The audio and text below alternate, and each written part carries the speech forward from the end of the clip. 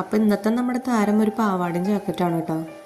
കഴിഞ്ഞ ദിവസം രാഗിയും മോളും കൂടിയിട്ട് പാവാടയും ജാക്കറ്റും തയ്ക്കാൻ വേണ്ടിയിട്ട് വന്നിട്ടുണ്ടായിരുന്നു. എൻ്റെ ഫ്രണ്ടാണ് രാഗി, അവളുടെ മോൾക്കാണ് ഇപ്പോൾ അവൾ തയ്ക്കാനായിട്ട് കൊണ്ടുവന്നിട്ടുള്ളത്. അപ്പോൾ ചെറിയ തോതിൽ നമുക്കൊരു ചിത്രം വരെ മെറ്റീരിയൽ ഏതാണെന്ന് നോക്കിയപ്പോഴാണ് അവൾ എടുത്തു തരുന്ന ഒരു സാരി. കുറച്ച് മുന്നേ ഒരു ഓൺലൈനിൽ നിന്ന് പർച്ചേസ് ചെയ്ത സാരി ആയിരുന്നു കേട്ടത്. എന്താ പ്രത്യേകിച്ച് പരിപാടിയും ചോദിച്ചപ്പോൾ അവൾ പറഞ്ഞത് മോൾക്കൊരു ഫോട്ടോഷൂട്ട് ഉണ്ടായിരുന്നു. അപ്പോൾ അത് ട്രഡീഷണൽ ലുക്ക് ആയിക്കോട്ടെ വെച്ചിട്ടാണ് ഈ പാവാടയും ബ്ലൗസും തയ്ക്കണമെന്ന് പറഞ്ഞവള്.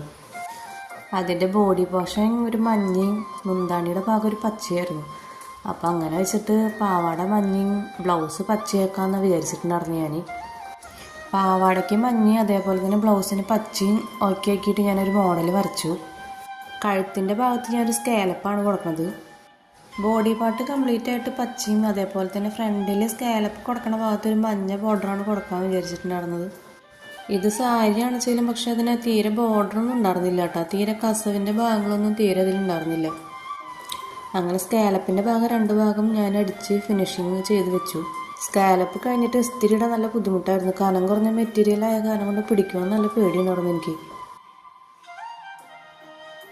സ്കാലപ്പ് രണ്ട് ഭാഗം കഴിഞ്ഞതിന് ശേഷം നമ്മൾ അതിൻ്റെ ഉള്ളിൽ ഫില്ല് ചെയ്യണത് മഞ്ഞ മെറ്റീരിയൽ വെച്ചിട്ടാണ് കേട്ടോ ഫില്ല് ചെയ്യണത്.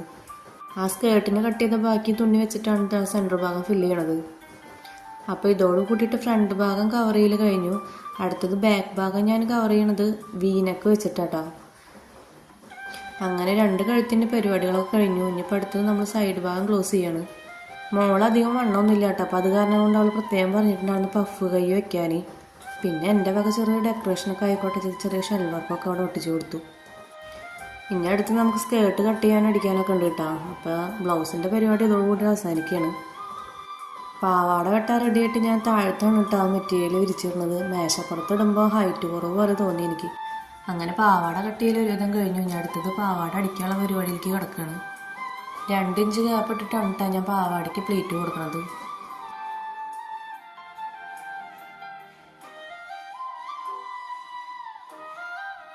മോൾക്ക് അധികം വണ്ണമില്ലാത്ത കാരണം കൊണ്ട് അധികം പ്ലേറ്റ് ഇടേണ്ടൊന്നും വന്നില്ല. പ്ലേറ്റ് ഇടൽ കഴിഞ്ഞാൽ അടുത്ത പണി നമുക്ക് പട്ട വെക്കലാണല്ലോ. അപ്പോൾ പട്ട വെച്ചുകൊണ്ടിരിക്കുകയാണ് കേട്ടോ. അപ്പോൾ ഇതാ പാവാടയും ബ്ലൗസിൻ്റെയും പണി കഴിഞ്ഞു.